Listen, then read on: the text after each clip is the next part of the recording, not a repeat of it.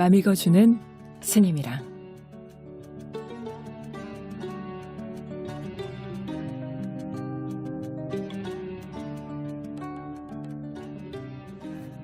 맘 읽어주는 스님이랑 시작합니다.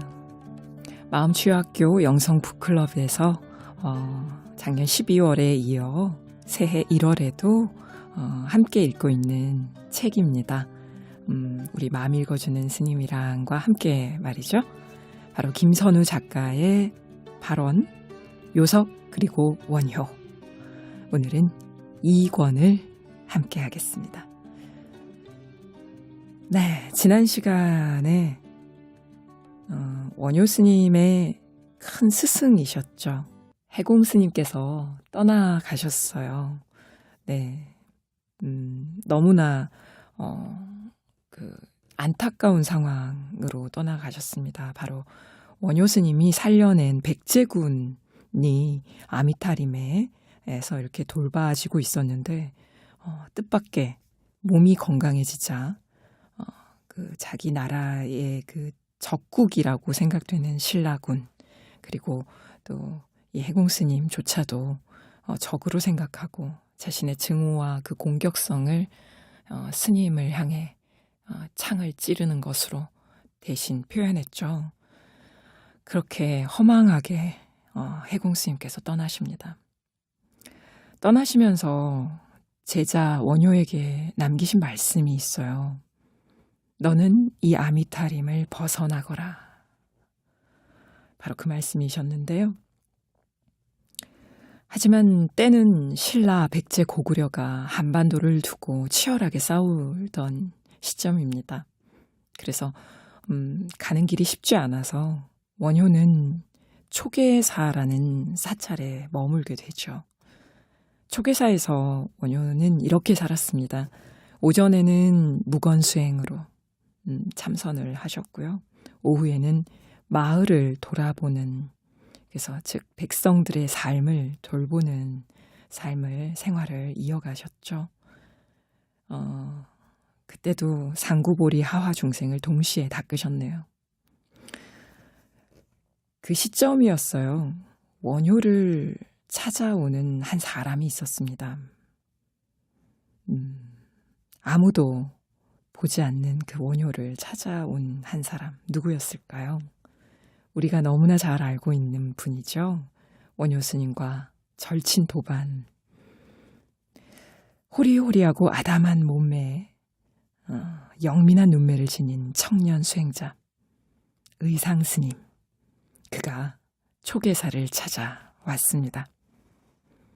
그리고 당나라로 함께 떠나자는 제안을 하는데요. 이때 원효와 대화를 나누지만 쉽게 원효 스님이 결정을 내리지 않습니다. 의상이 가섭존자, 즉 부처님의 법을 이어받은 첫 번째 제자죠. 마하가섭.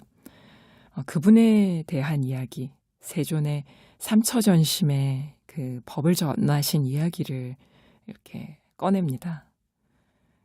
그러니 그 마음으로 결정을 하시라고 권하죠. 원효 스님은 어떻게 대답을 하실까요?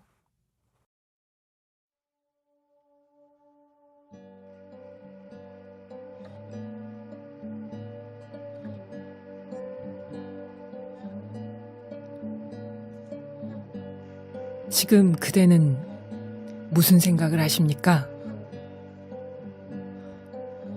부처님의 금난가사를 전해받아 불조 법맥의 일조가 되신 가섭존자의 마음을 생각합니다. 순간 원효의 표정이 어두워지며 좀 전의 호쾌하고 해맑던 얼굴이 싸늘하게 식었다. 저는 의심합니다. 부처님의 금난가사라니요? 평생을 탁팔하면서 사신 붓다께서 무슨 금난가사가 있겠으며, 누군가 설사 비단으로 지은 가사를 바쳤다고 해도 붓다께서는 그것을 소유하지 않았을 뿐입니다. 어찌 생각하시오, 의상? 갑자기 한 대를 얻어맞은 듯 당혹스러운 표정으로 의상이 입술을 깨물었다.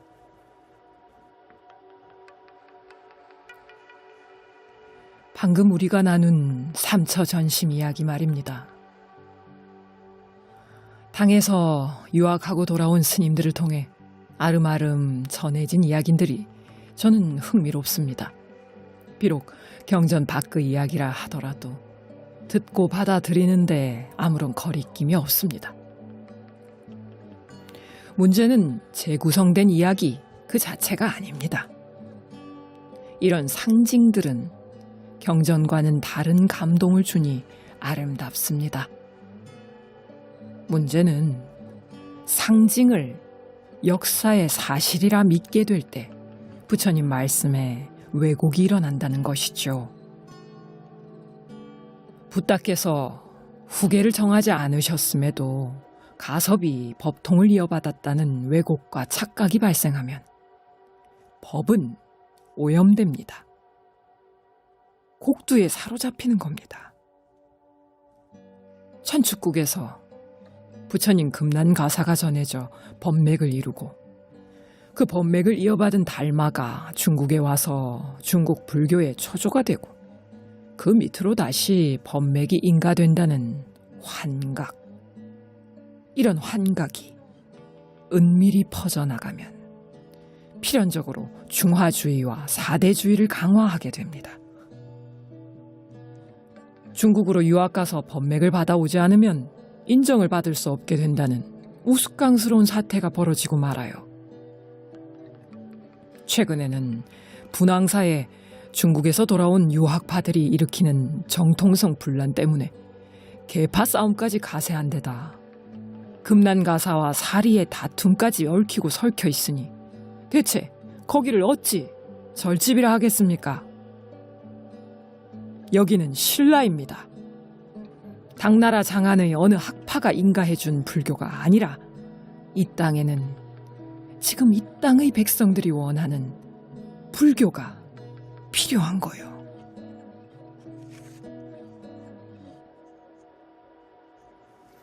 지금 이 땅의 백성들에게 필요한 붓다.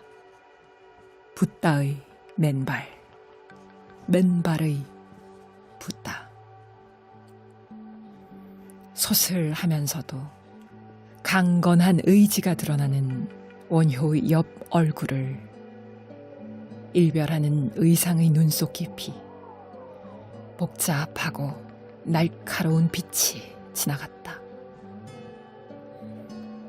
원효의 훤칠한 골상에 서린 우수가 어쩐지 저릿했다. 그간 보아온 서라벌의 어떤 승려나 정치가와도 닮지 않은 사람이야. 과연 이 사람을 김춘추공이 원하는 바대로 당에 데려갈 수 있을 것인가? 네, 앞에 같이 읽은 부분.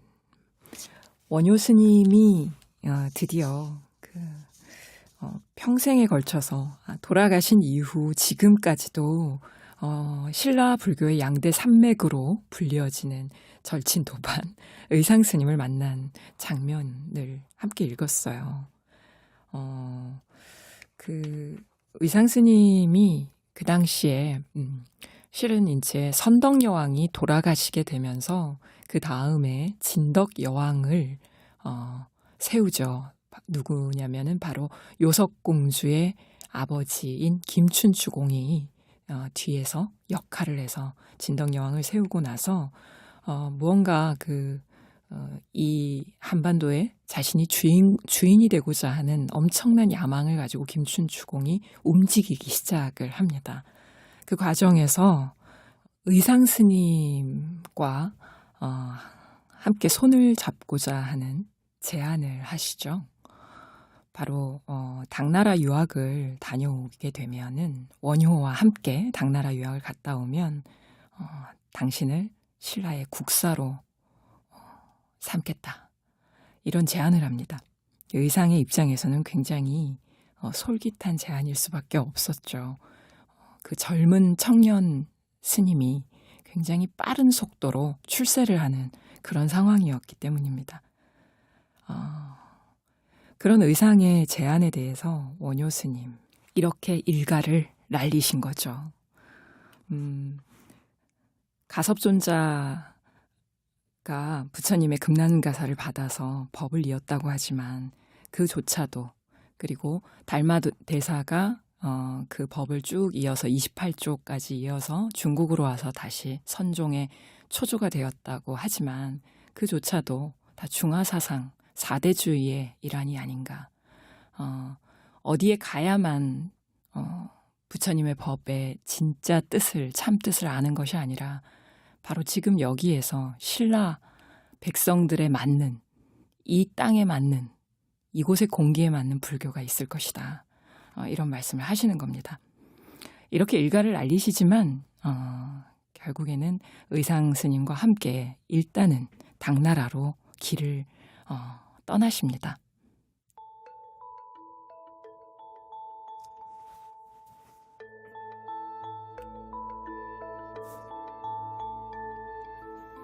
나는 이런 이야기가 참으로 시시합니다.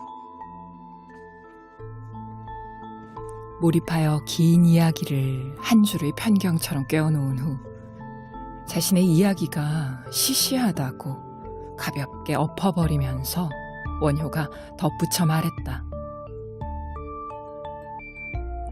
내가 궁금한 것은 중국의 현자들이 부처님 말씀을 생활 속에서 어떻게 실천하는가 하는 것입니다.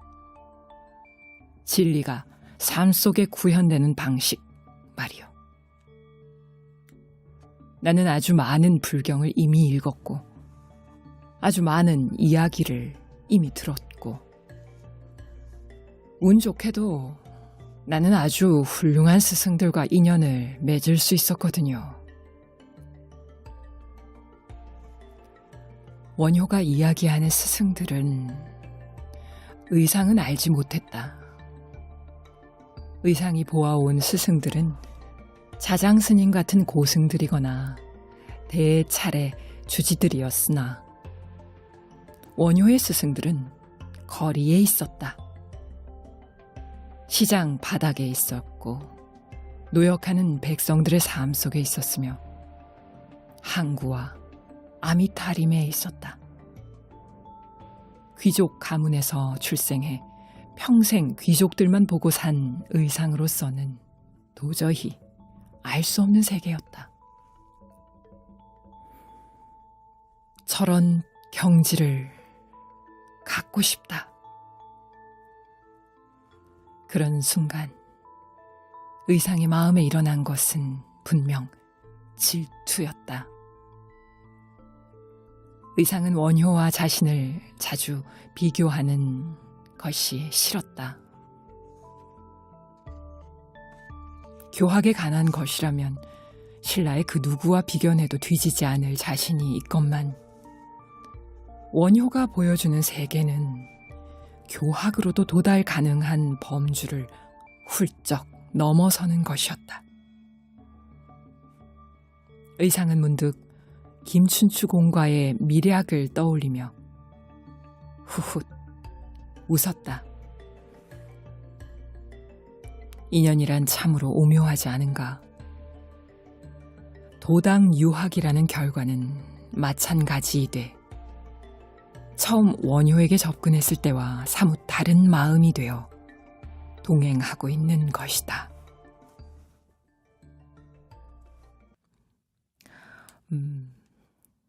의상 스님이 원효 스님과 사이에 미묘한 이 감정, 미묘한 브로맨스라고 해야 되나요? 그런 마음이 일어나네요.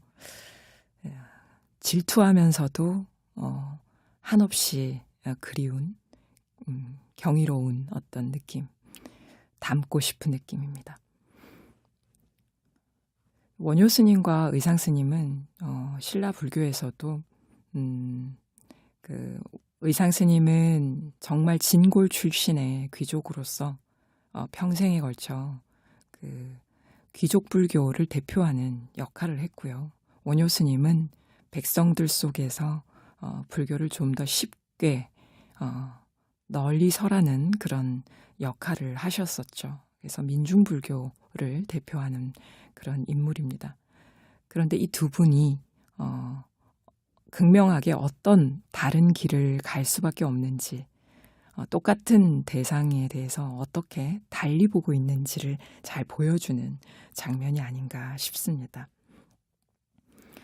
두 사람이 이런 여러 가지 이야기들을 나누고 느끼는 동안 드디어 중국으로 갈 배를 탈 당항성 근처까지 다다르게 됩니다.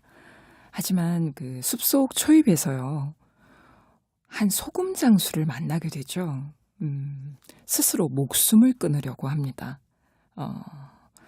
자초지종을 물어보니 이 사람도 신라 땅에서 열심히 소금을 팔면서 잘 살려고 애써 봤지만 마음대로 되지 않고 귀족들에게 계속 착취를 당하죠. 결국엔 가족들과 아미타림에 이르게 됩니다.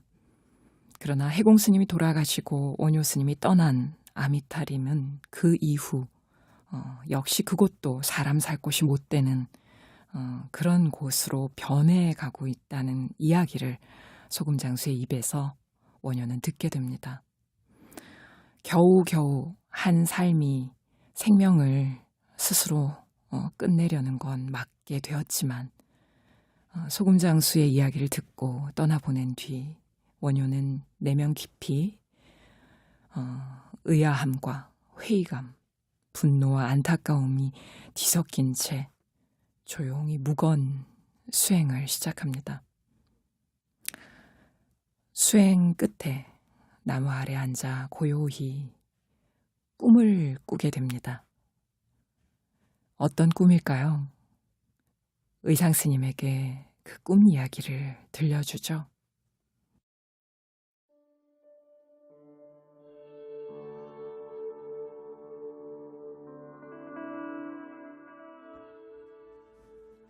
심생즉 종종 법생, 심멸즉 간분 불이, 삼계유심 만법 유식, 심외무법 호용 별구. 이것이다. 관념을 따르면 선악 미추의 차별 현상이 생기고, 관념을 버리면 선악 미추의 차별 현상이 사라진다. 온갖 차별 현상이 오직 관념의 조작일 뿐이다. 그렇다면 지금 이 순간 나에겐 무엇이 추이며 미이며 선이며 악인가?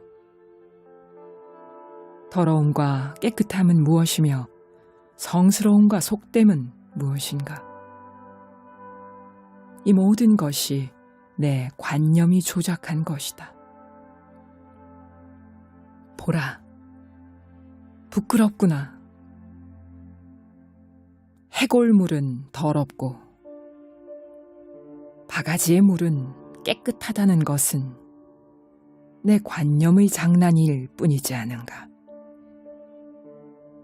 세상 두루하신 부처님들이시여, 마음 바깥에 법이 존재하지 않는데 어디로 가서 따로 법을 구하겠는가?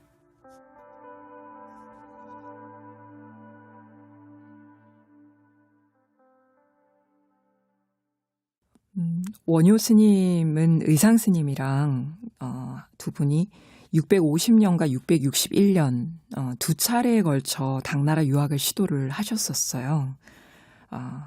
그래서 한때는 가다가 고구려군에게 이렇게 스파이로 오인을 받아서 잡히기도 하고요. 옥에 갇히는 일도 생기고, 이렇게 당나라로 이르는 길이 그렇게 쉽지만은 않았습니다.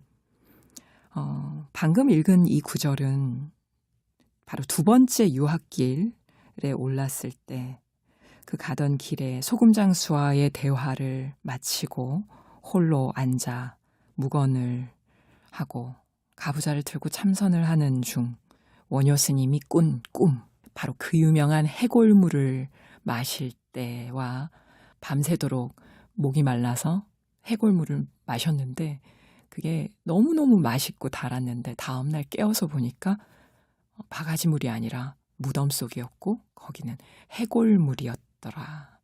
그 순간, 그걸 알아차리는 순간 웩 하고 토하게 되는 자신의 몸의 현상을 보면서 크게 깨달으신 장면이죠. 이 이야기가 그 송고승전 같은 그 기록에 보면 실제 있었던 이야기가 아니고요. 이렇게 원효 스님이 꿈속에서 본 것으로 이렇게 나오는 것이죠. 그래서 이 소설에서도 그 꿈 이야기를 의상 스님한테 들려주고 있는 것입니다. 그리고는 일체 유심조, 모든 것은 마음이 짓고 마음이 일으켜서 마음에서 관념이 사라지면 현상도 사라진다는 사실을 깨달으시고요. 마음 밖에서 어디론가 당나라로 가고 어디로 저기 유학을 가서만 법을 구하는 것이 아니라는 사실, 바로 지금 내 마음자리를 보는 것으로부터 법을 구하는 것이 옳다라는 깨달음을 얻고 당나라 유학을 그만두고 다시 신라 땅으로 돌아오십니다. 이후에 의상스님과 원효스님의 삶은 극명하게 갈리죠. 의상스님은 당나라 유학을 다녀오십니다. 정말 아는 것은 차고 넘치죠. 하지만 그 알을 넘어서서 아는 바대로 실천을 하는 사람은 그렇게 많지 않습니다. 원효스님은 백성들 속으로 들어가 자신이 깨달은 바를 실천하기 시작하십니다. 바로 아미타림으로 발길을 옮기시는데요. 바야흐로 선덕여왕은 돌아가시고 진덕여왕과 김춘추공 그리고 김유신이 이제 함께 도와서 새로운 세상을 꿈꾸며 왕자가 옮겨집니다. 김춘추공의 딸이었던 요석. 과연 그녀의 운명은 어떻게 될까요? 궁금하지 않으세요? 다음 시간에 요속공주 이야기를 한번 만나보도록 하겠습니다. 네, 오늘 마음 읽어주는 스님이랑 이렇게 마치고요. 아름다운 세상을 위해